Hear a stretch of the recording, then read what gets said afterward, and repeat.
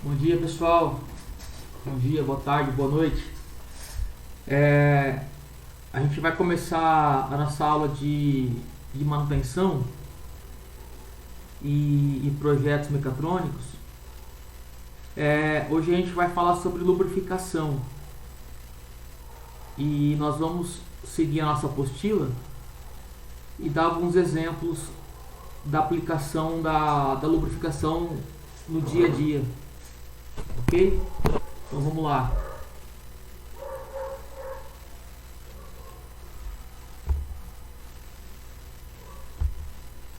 Quando duas peças sólidas funcionam em contato, o atrito é inevitável, principalmente se as peças não estão lubrificadas.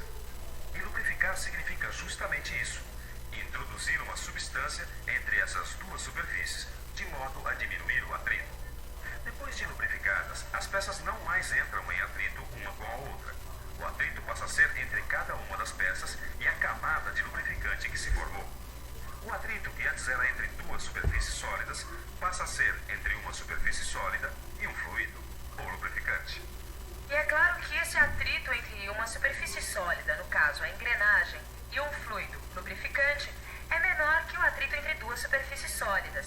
Bom, esse é o princípio de toda e qualquer lubrificação. Mas só existe lubrificação com lubrificante. E ao contrário do que muita gente pensa, existem lubrificantes em vários estados físicos. Ou seja, você pode ter um lubrificante gasoso, como o ar, ou líquido, como os óleos, semissólidos, como as graxas, e sólidos, como a grafita ou o tal. Todos eles são lubrificantes.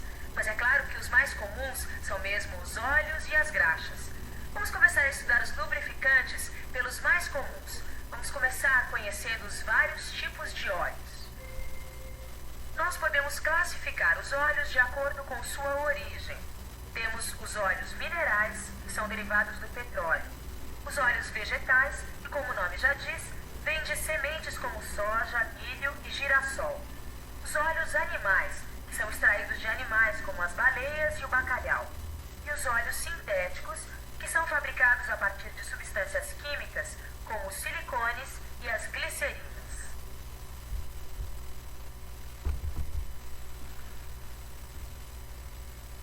Conceito e objetivo da lubrificação. Então, pessoal, vocês viram que tem inúmeras formas, né, de lubrificação. Qual que é a diferença básica, né, do óleo e da graxa? Só que um é líquido, o outro é semissólido? Não é só essa a diferença, a gente vai ver o porquê disso. Vocês viram também que a lubrificação ela atua entre dois corpos sólidos para diminuir o atrito, né? Só que essa substância lubrificante ela exerce uma função muito além apenas de diminuição do atrito. Ela atua na refrigeração, na fluidez.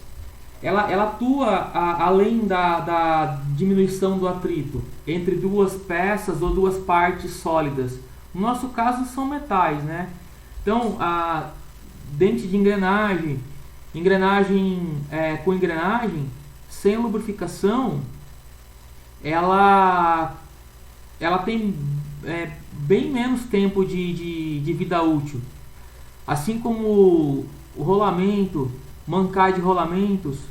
Então é impossível a gente imaginar um equipamento hoje que não utilize rolamentos, que não utilize articulação.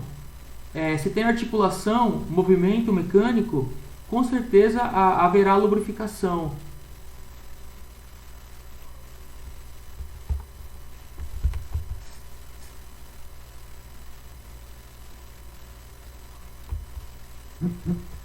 Além dessa redução de atrito, outros objetivos são alcançados com a lubrificação.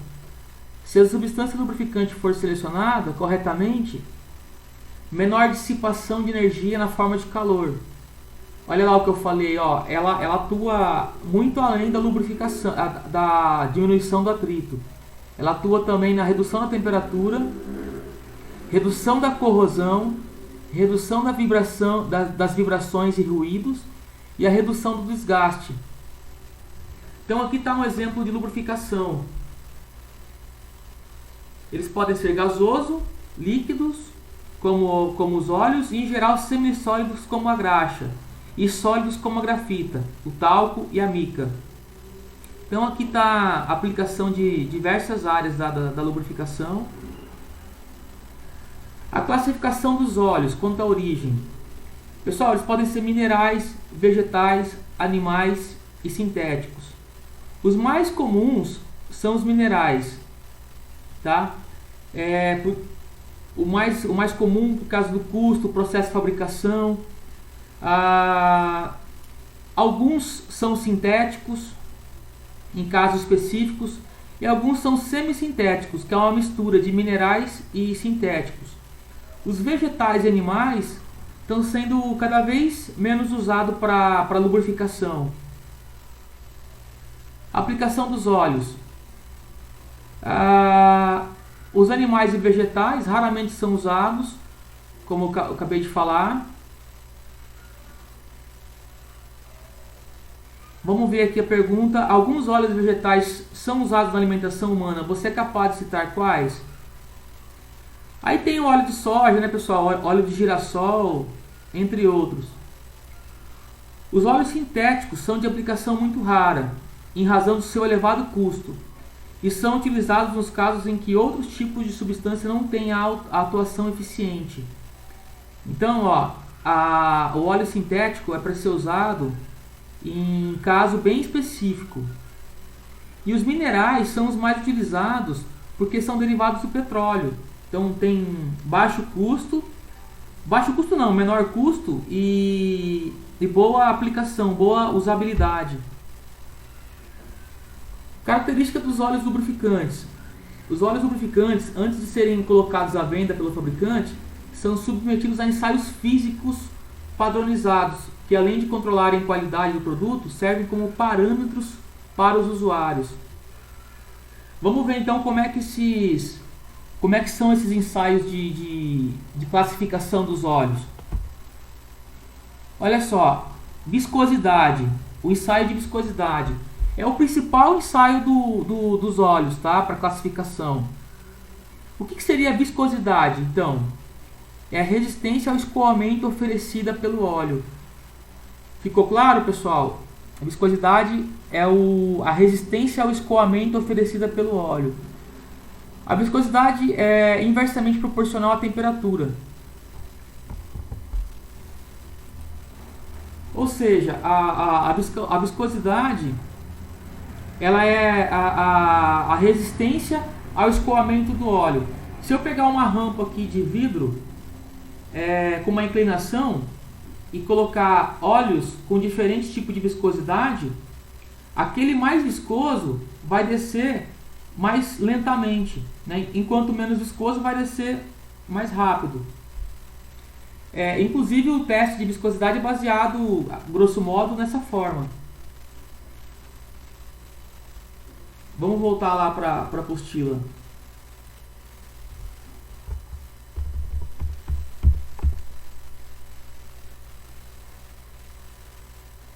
Aqui está o tipo de aparelho que é utilizado nos ensaios, né?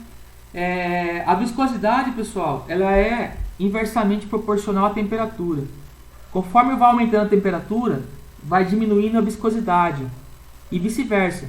Conforme vai diminuindo a temperatura, aumenta-se a viscosidade.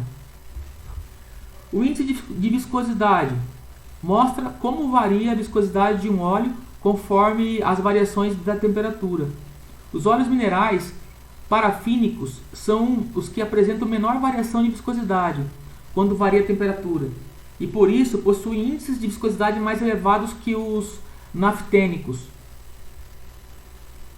Densidade relativa é outro tipo de ensaio, que é a relação entre a densidade do óleo e a densidade da água a 4 graus Celsius. Ponto de fulgor temperatura mínima a qual pode inflamar-se o vapor de óleo, no mínimo durante 5 segundos. Então, esse ponto de fulgor, pessoal, você imagina só, se você está trabalhando, dando manutenção no equipamento, tanto na parte elétrica como na parte mecânica, e você tem ali um equipamento a uma temperatura elevada. Se você tiver alguma parte do equipamento, de uma caldeira, do equipamento térmico, que trabalha numa temperatura mais alta, 80, 120, 200 graus Celsius, você tem que tomar cuidado com esse ponto de fulgor do óleo, tá? Um exemplo bem claro, o óleo hidráulico, o fluido hidráulico utilizado em sistemas de atuadores hidráulicos, ele é classificado como não sendo óleo inflamável, só que a certa temperatura ele se transforma ele pode inflamar e pode pegar fogo mesmo no equipamento, tá? Depende muito do fator ponto de fulgor. Às vezes o óleo ele é classificado como não inflamável a certa temperatura. Assim que atingiu o ponto de fulgor dele, ele pode ser um meio aí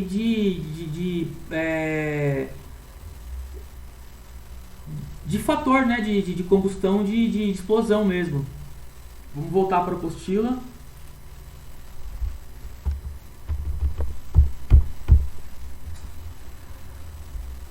O ponto de combustão, temperatura mínima em que sustenta a queima do óleo. Ponto mínima de fluidez, temperatura mínima em que ocorre o escoamento do óleo por gravidade. E resíduos de carvão, são resíduos sólidos que permanecem após a destilação destrutiva do óleo.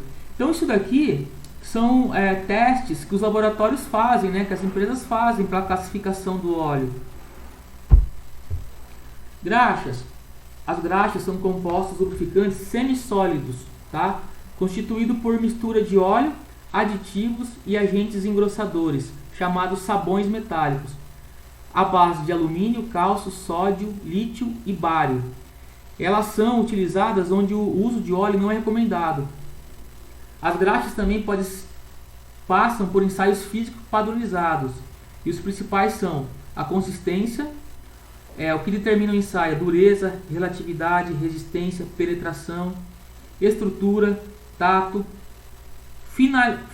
filamentação, a capacidade de formar fios ou filamentos, adesividade, a capacidade de aderência da graxa. Então, se eu for colocar, por exemplo, se eu for engraxar um sistema que vai rotacionar, haverá força centrífuga nesse sistema, eu tenho que tomar cuidado com a graxa que eu vou colocar, para que quando esse equipamento não comece a girar, essa graxa saia com facilidade. Então ela tem que ter boa aderência. E o último tipo de ensaio da graxa é o ponto de fusão ou gotejo, que é a temperatura na qual a graxa passa para o estado líquido. Então esses aqui são os principais tipos de ensaio da graxa. Tipos de graxa: graxa à base de alumínio, de cálcio, de sódio, de lítio, de bário e graxa mista. Aqui, gente, está explicando o tipo o conceito, a característica de cada graxa à base de alumínio. Por exemplo, a base de alumínio, macia, quase sempre filamentosa, resiste à água, boa estabilidade estrutural. É utilizada em mancais de rolamento de baixa velocidade e chassis, tá? Graxa à base de cálcio, vaselinada, resistente à água, boa estabilidade estrutural quanto ao uso, deixa-se aplicar facilmente com pistola, pode trabalhar em temperaturas até 77 graus Celsius, é aplicada em chassis e bomba d'água. Graxa à base de sódio, geralmente fibrosa, em geral não resiste à água. Então, é aplicada em mancais de rolamento, mancais de rodas e juntas universais. A graxa à base de sódio, pessoal, ela é bastante usada. Só que ela tem que ser atuada em locais onde a água não entra. Então, se for um rolamento, ele tem que ter aquela capinha protetora, né? Ou de metal, ou de emborrachada. Graxa à base de lítio, vaselinada, boa estabilidade estrutural, quando em uso, resistente à água, pode trabalhar a temperaturas até 150 graus Celsius. É utilizada em veículos automotivos e na aviação. Graxa à base de bário, características gerais semelhantes às graxas à base de lítio. Graxa mista é constituída por uma mistura de sabões. Assim temos graxas mistas à base de sódio, cálcio, sódio, alumínio, etc. Lubrificantes sólidos. Algumas substâncias sólidas apresentam características peculiares que permitem a sua utilização como lubrificantes em condições especiais.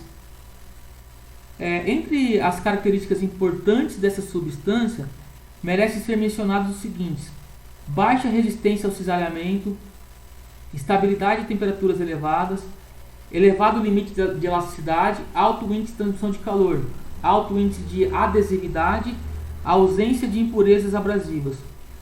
Então, pessoal, se eu tiver uma situação onde tanto o óleo quanto a graxa não consegue ser aplicada, eu posso usar como alternativa algum tipo de lubrificante sólido.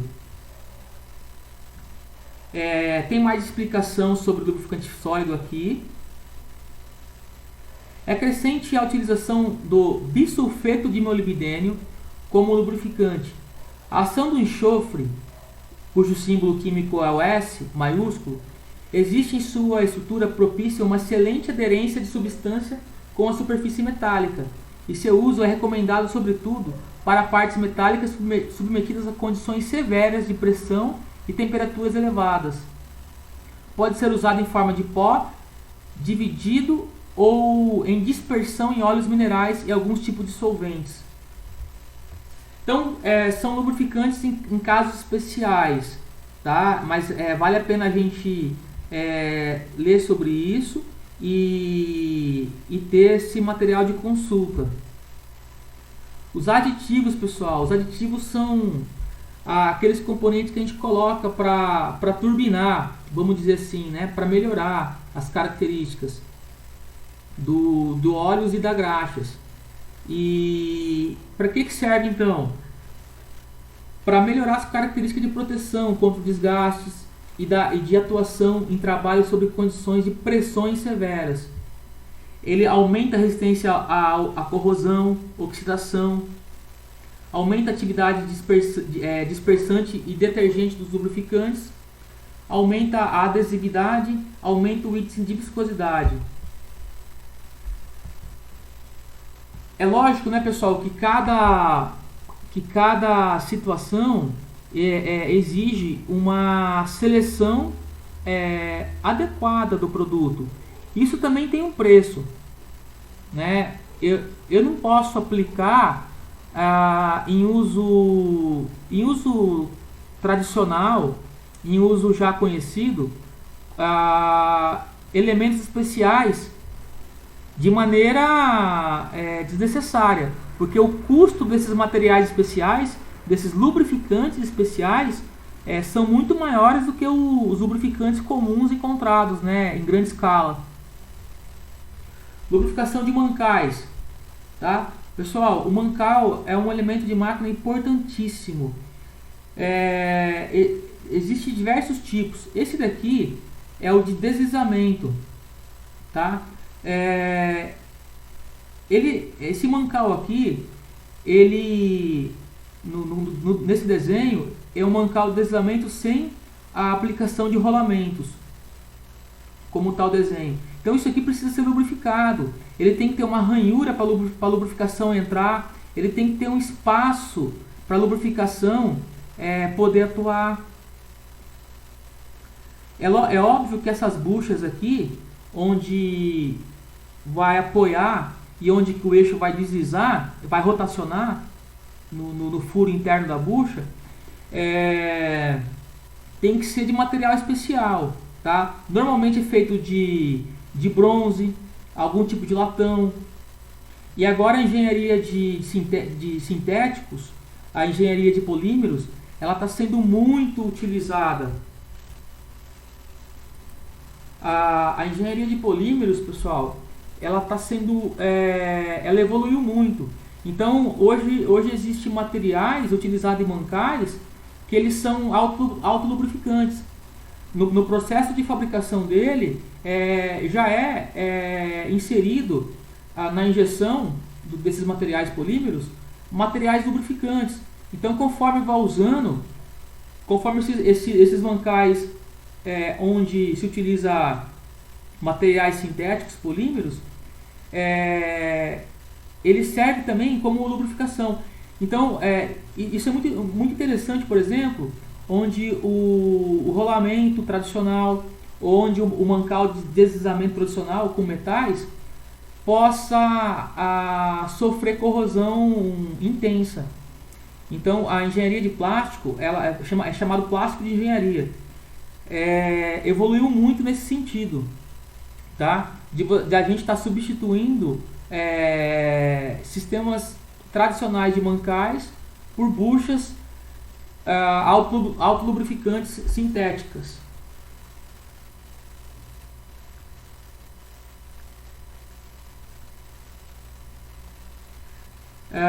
Lubrificação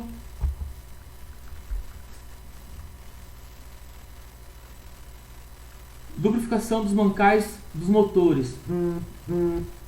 Temperatura, rotação, carga do mancal são os fatores que vão direcionar a escolha do lubrificante. Regra geral: temperaturas altas, óleos mais viscosos, né? Ou uma graxa que se mantenha consistente. Altas rotações, óleo mais fino. Baixas rotações, usar óleo mais viscoso. Então, uma regra geral, prática. Esse aqui é um sistema, pessoal, de redutor mecânico. Redutor mecânico é outro componente muito utilizado em sistema de elevação, transmissão mecânica, onde eu aumento o torque, eu tenho uma diminuição da rotação, da velocidade angular, só que eu tenho um aumento muito grande em relação ao torque do eixo da máquina. Então, essa parte aqui tem que ser lubrificada. Normalmente, essa coroa aqui da engrenagem, ela é feita de bronze especial, tá? E essa rosca aqui sem fim, normalmente ela é feita de aço. Às vezes ela é temperada, retificada. Só que elas estão... É um sistema interno fechado, onde é necessário haver lubrificação com óleo para diminuir o atrito.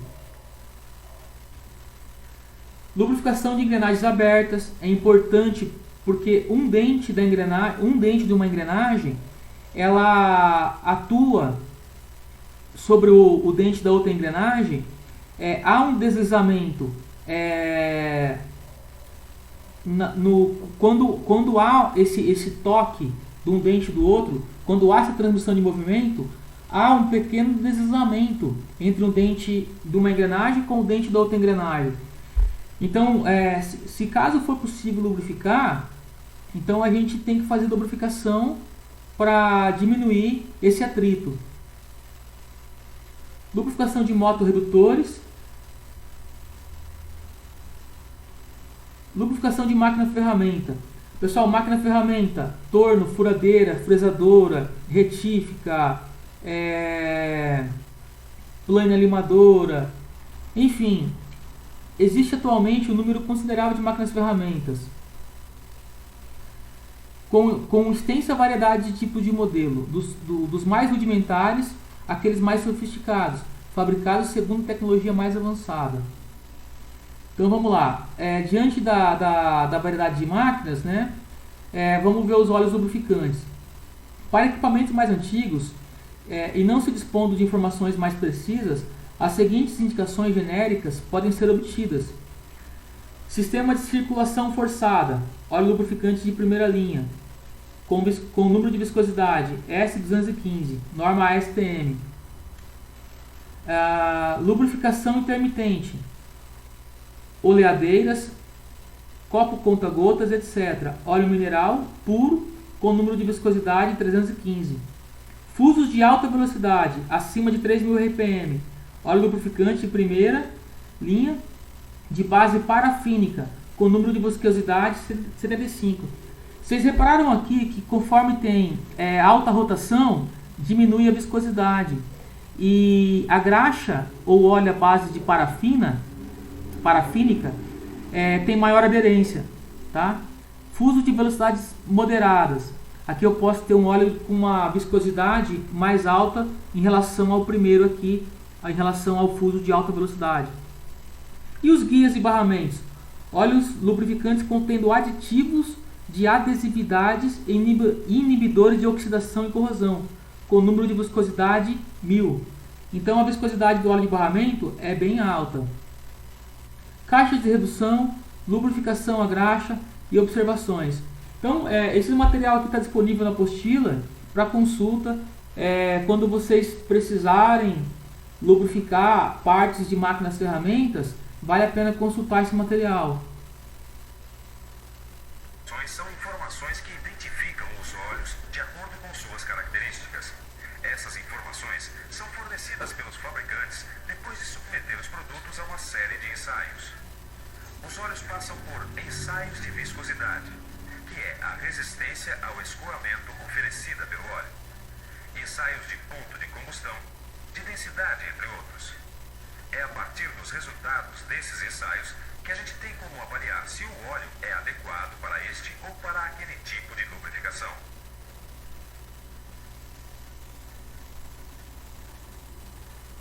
Agora, você já está por dentro dos óleos. Então, chegou a hora de botar a mão na graxa. É isso mesmo. Agora, a gente vai começar a estudar as graxas. Mas afinal de contas, o que é graxa?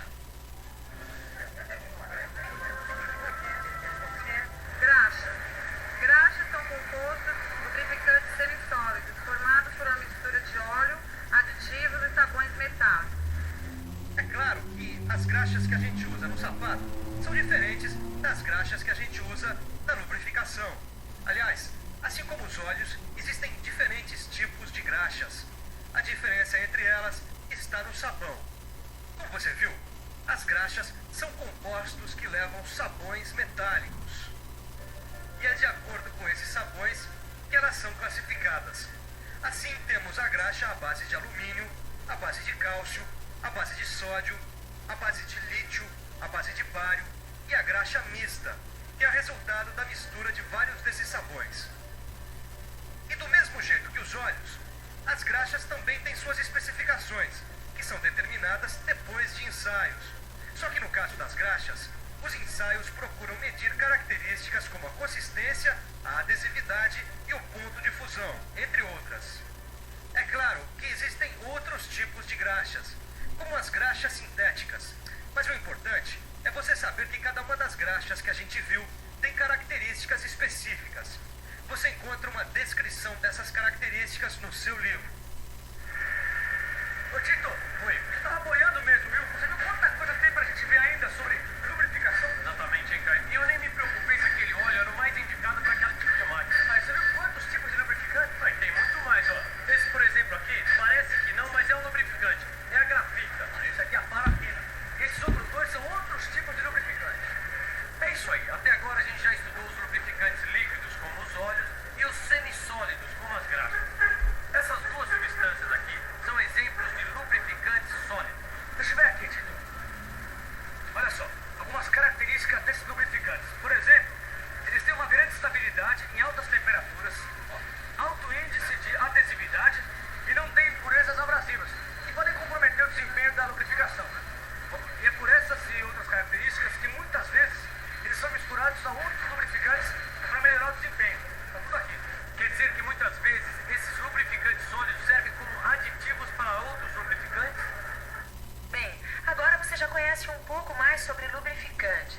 Já viu que eles podem ser gasosos, líquidos, semissólidos ou sólidos. E viu que os mais comuns são mesmo as graxas e os óleos. Além disso, Você reparou que existem diferentes tipos de lubrificantes para diferentes aplicações? Bom, depois de aprender tudo isso sobre os lubrificantes, está na hora de ver como acontece de fato a lubrificação. A partir de agora, você vai ver alguns exemplos de lubrificação em algumas máquinas. Fique ligado. E vamos começar vendo como deve ser feita a lubrificação de mancais de rolamento, como os dessa máquina aqui. Os mancais podem ser lubrificados com óleo ou com graxa.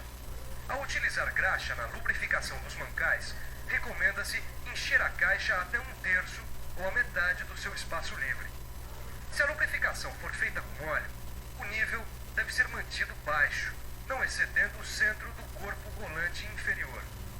A troca do óleo depende da temperatura em que o mancal trabalha e o grau de poluição do ambiente. Maior a temperatura, mais poluição, menos durabilidade para o óleo. Isso que a gente viu foi apenas um exemplo. A gente lubrificou um mancal de rolamento.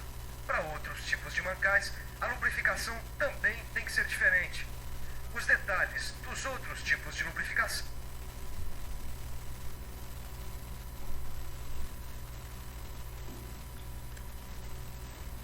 Aí, pessoal, aqui tem as imagens, né, de onde costuma se aplicar a lubrificação.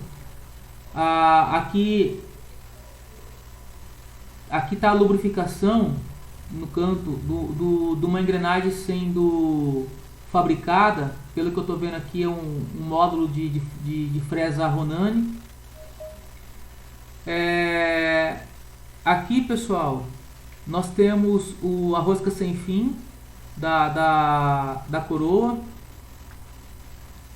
Enfim, corrente de equipamentos, corrente de moto, motor de carro.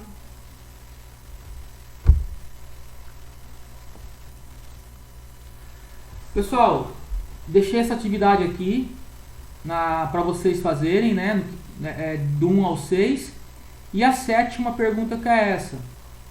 Explica o significado do código do óleo da figura abaixo e onde é aplicado. Então, vocês vão pesquisar e responder o que significa esse código e onde que é aplicado.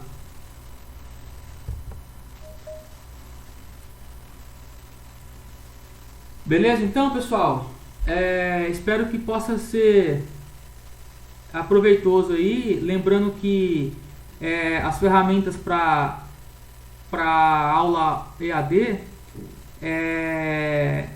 a gente está fazendo com o que a gente tem, porque a gente também foi pego de surpresa, né? A estrutura, a questão de áudio está sendo bem amador mesmo. Então, que não deu tempo da gente ir atrás para se preparar por causa da pandemia. Beleza, pessoal? Obrigado. Até a próxima.